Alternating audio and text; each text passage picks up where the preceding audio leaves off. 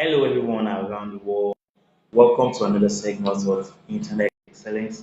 Like what we have always done, this platform is for, educational edification, educational development, and cross-fertilization of ideas. And, you know, that is what David O'Neill stands for. So my platform is an educational platform where you can garner a lot of knowledge. It's a fountain of knowledge. And we want to use this medium to say a very big thank you to all our returning viewers all over the world. We say a very big thank you to you. And for our followers, we say a very big thank you to you as well. If you have not followed our page on Facebook, we want to use this medium to say that the page is always open for you. So just go there right now and click on that following button and follow what my page, that is David Oni Wiz. Today I'll be talking about something interesting, something spectacular, something dynamic, something different, something unique, something that will be of immense benefit to every one of us. And that topic we're looking at today is what is called the democracy. Democracy. Now, what is democracy?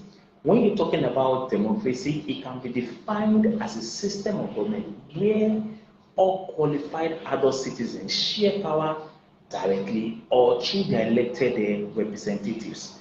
Now, when you're talking about democracy, you're talking about a system where that allows qualified adult citizens the opportunity to actually elect those that will represent them what in government.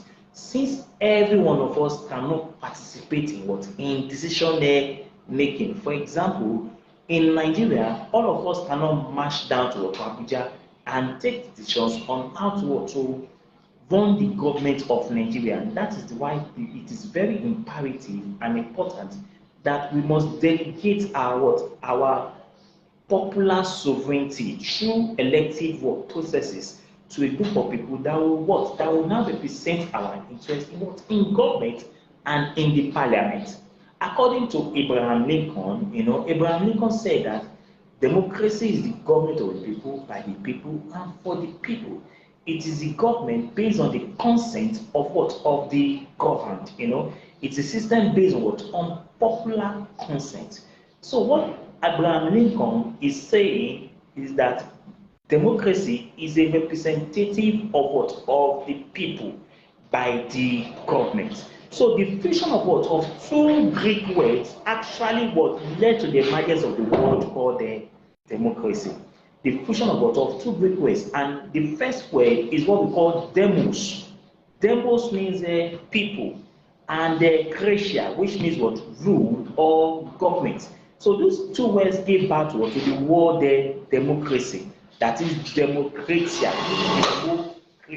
democratia. So democracy actually started from the ancient Greek city-state of Athens. Ancient Greek city-state of Athens. Here, such government is a representative of all people and interests within the state, and it is described as an open government, as it permits freedom of speech and ideas. And you ask yourself, why is it possible like that in the ancient Greek city-state of Athens? It was possible because the ancient Greek city-state of Athens had a very small population, and for that reason, it was possible for them to gather at one particular point and take decisions on how to govern the state. So democracy allowed the people to choose or elect their representatives, when the programs of such government that is in power is no longer serving the interests of the people. That is, democracy provides what we call alternative government. That is, if the incumbent government in power is no longer serving the interests of the people, such a government can be voted out through the ballot box. Now, democracy actually started in Greece, like I mentioned earlier, and that word appeared in the 5th century BC to denote a kind of a political system existing in the Greek city-states. and notably what the classical anthem. So the word democracy was actually used in the 5th BC. That was in in the classical anthem state, and it means what the rule of the people, the rule of the people. In contrast to the aristocratic governance, that means what rule of an elite, rule of an elite. So if you are talking about democracy, what we're saying here is that democracy is the government of the people, by the people, and for the people. So under the Greek city-state, women were actually disenfranchised, and not only women, also slaves who does not enjoy any right at all. So the ancient Greek city-state actually recognized the equality of citizens, but failed to develop a general conception of equality of mankind. So from the fall of the Greek, city-states to the rise of modern constitutionalism, there was a gap of about 2,000 years, in the theory and practice of democracy. So the successor state that that were shrouded or feudalistic, which became largely transformed into absolute monarchy, at that particular period, was a absolute monarchy system. What am I trying to say here? What I'm trying to say is that when you're talking about democracy, before the origin of democracy, we have what we call a feudalistic system. And when you're talking about a feudalistic system, you're talking about an hierarchical ownership of land, an hierarchical ownership of land between the kings and the serfs. The hierarchical ownership of land between the kings and the serfs. So in those days, the land actually belonged to the kings, and the serfs were given the permission to actually farm on that land, and they give a form of commission or something back to the king after their harvest. That's what's saying there. So so now let us look at what we call the factors that actually led to the emergence of democracy. What are the factors that actually led to the emergence of democracy? What are actually the factors that actually led to the emergence of and the growth of a democracy? The first one is religion. When you talk about religion, like what Plato said, he said religion is actually the opium of the people. Opium of the people. I'm not going to dwell on that actually. He said that all men are actually created, and the government exists for the purpose of protecting men. Now, if you follow my last lecture, I was talking about the Thomas Hobbes state, that is the state of nature. And in that state of nature, I actually said that in the state of nature, there were no rules and regulations, and because of that, life was very brutish, was very short, and life was very wicked because there were no rules and regulations actually guiding the activities of people, and people would always take the law into their hands. It was a situation of might is right, where the strong actually dominated the weak. So what actually led to the emergence of democracy is because of the emergence of the state that performs an unbiased, umpire in between the relationship among the individuals in the society. So actually, religion played a very prominent role because according to religious belief that all men are created equal, that all men are created by God, and for that reason, they must be submissive to a body of people that represent their interests in the state. Then we also have what we call the historical writing. Historical writings like John Locke, Rousseau, Plato, Aristotle, the Socrates, the Epicureans, the John Mills, the Baron Montesquieu. All these guys actually wrote a lot of things about democracy, and the thesis or their write-ups actually form the basis of the present democratic ideology that we're using in the world presently now. Then we also have the American Revolution, also actually contributed to the rise of democracy. It provided actually the framework for constitutional democracy. What we're saying here is that the American Revolution actually talk about the equality of mankind, and invested more power in the legislative and the executive arm of government. Then we also have the French Revolution. So the French Revolution actually gave impetus for the development of democracy. The revolution undermined, the tradition of the ancient regime and foster what we call ideal society based on on liberty, fraternity, and equality. So under the French Revolution, we have what we call it promoted or it emphasized what we call liberty, fraternity, and equality. They also have what we call the decline of colonialism and the rise of nationalism. What is colonialism? When an individual or a group of people are being dominated by an external factor or an external force, they call it colonialism. Africa was actually colonized, but there was a particular country in Africa that was not colonized. That was Ethiopia, the Abyssinians, the Horn of Africa. Ethiopia was regarded as the Horn of Africa. That country was actually not being colonized. So when you say that the country is being colonized, it means what? That the country is being subjugated, is being dominated by an external force. Then what about nationalism? Let me quickly define nationalism so that I can have a clear picture of what we're talking about here. Nationalism is actually a patriotic sentiment on the part of the group of people united by a common bond of language and historical background to ascertain for their political and economic rights. In other words, nationalism is an opposition to foreign rule. And let us quickly look at what we call types of democracy. You have what we call direct democracy, and that direct democracy is actually the kind of democracy that was practiced in the ancient Greek city-state of Athens. That democracy is called the direct democracy. You can also call it Athenian democracy.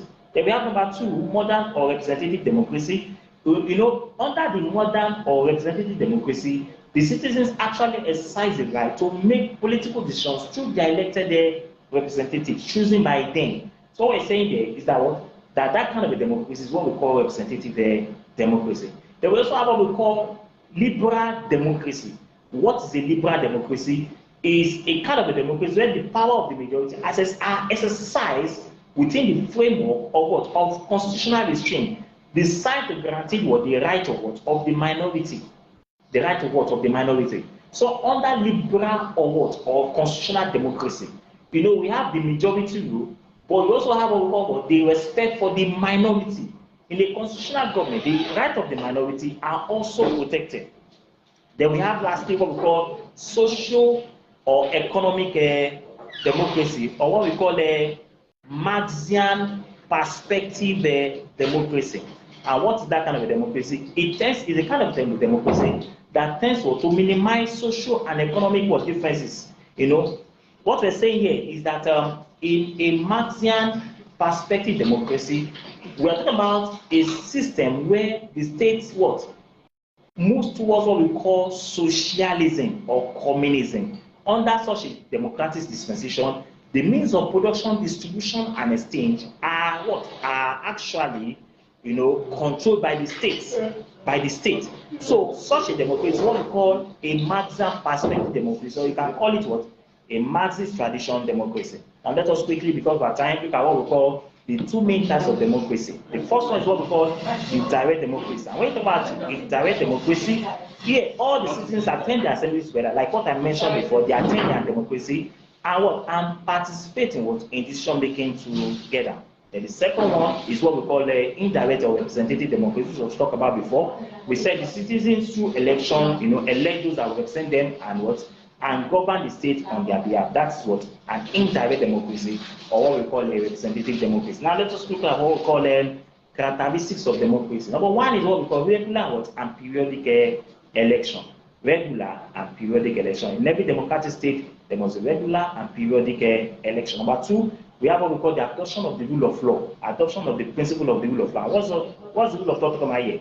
It's talking about the predominance or the supremacy of the law over everybody. Both the governed and the government, that is, everybody is equal before the law. Then we talk about what we call the independence of the judiciary. In every democratic dispensation, the judiciary must be independent because it is the last custodian of the constitution and the rights and privileges of every individual in the society. Then we also have what we call, the governmental actions must be subjected to public criticisms. That is, the policies of the government must be criticized by the people, and such criticism must be an objective and subjective criticisms. Then we also have what we call the adoption of fundamental human rights: the right to life, the right to freedom of assembly, the right to religion, the right to movement, the right to own property. They are all enshrined in the constitution of the country. They also have what we call free and fair election. Election must be devoid of any form of thuggery or political violence. You must have a free and fair election in a democratic state. Then we also have what we call the existence of party system. If there are no parties, then we cannot have a democracy. So in every democratic dispensation, there must be democracy. And when you have a democracy, there must be the existence of party system. Then we also have what we call equality before the law. Everybody is equal before the law, no matter your position, whether you are high or at the low level of social stratification. Everybody is equal before the law in a democratic dispensation. They also have majority rule, like I mentioned earlier. Majority will always have their way, but there must be respect for the minority, which is my next point. Respect for the minority. Then the last one is what we call the existence of opposition party. In every democratic system, there must be the existence of opposition party. If there's no opposition party, then there's no democratic system or ideology. So in every democratic dispensation, there must be the existence of opposition party. In Nigeria, we have APC, and we also have PDP. We have so many parties, about roughly certain number of parties that are even going to contest election in the next coming election coming up in Nigeria in 2023. So there must be the existence of opposition party. So what are the advantages of democracy? We have number one, it encourages what we call political participation. Democracy will encourage political participation. Then number two, it will also guarantee legitimacy. Now, what is legitimacy? Legitimacy is the general acceptance of a political system as being in line with the constitution of the land. So if you have such a system, you have what we call legitimacy. Even the military government will seek to legitimize what is a democratic, we seek to legitimize what is governance. So it is always important. They will also have the rule of law. We also have a restriction of abuse of power. When there is a democratic system, the tendency for the government to be dictatorial, to be autocratic, to be authoritarian, or to be totalitarian in nature will be reduced to the barest minimum, because there's going to be the restriction of power to the constitution of the land, because the constitution of the land will spell out what the functions of the government among the three organs of the government, between the executive, the legislative, and the judiciary. And these three organs, they serve as a watchdog to each other, because there's the application of what we call checks and balances. Then there's also what we call the choice of political leadership. In the democratic dispensation, people have the right to decide who rules over them through what we call the ballot boxes. Then we also have what we call decision-making process. So what are the disadvantages? Number one, we have what we call manipulation of election. In developing countries, there has always been the manipulation of election at one particular time or the other. Elections are manipulated to favor one party at the expense of the other parties. They also have corruption. Democratic dispensation has always been criticized because of the high level of mismanagement and corruption among public officials or government officials. Then there's also excessive bureaucratic system, or what we call bureaucracy or etapism. Decision making is very, very slow. Then democratic system is also very expensive. It's very, very expensive. Then another one is what we call inadequate political education. You see that under a democratic dispensation, or when election is going on, a lot of people will vote blindly, because they are not politically oriented, or they are not politically inclined. And in most cases, most of them have become apolitical, or there's what we call political apathy. In fact, that's going to be one of my lectures, which I'm going to deal with in subsequent classes. They also have, lastly, what are the conditions that are necessary for democracy? Number one, there must be literacy and political education. People must be well enlightened. They must be educated. They must be informed. They must be well informed society for you to have a very strong democratic foundation. Is very imperative. Then we have what we call the tolerance of divergent views. Like I said before, in the democratic dispensation, people had the right to subject government actions and policies to criticisms. They also have what we call common desires by the citizens. They must have common desire. And what is that common desire? to achieve the aim of the state. Then we also have what we call economic development and equal opportunities. When there is economic development and equal opportunities, then you can see that in such a situation or in such a society, there will always be what the development of democratic system. They also have what we call efficient and effective leadership. In a country where you have leadership that are very cohesive, very proactive, leadership that are very effective and efficient, you can see that the country can actually get to its promised land. They also have what we call an open society. Now, all these factors that we have enumerated so far are under what we call democracy. So I want to employ you, if you have not actually subscribed to our channel, the channel is actually what we call David Oniwiz.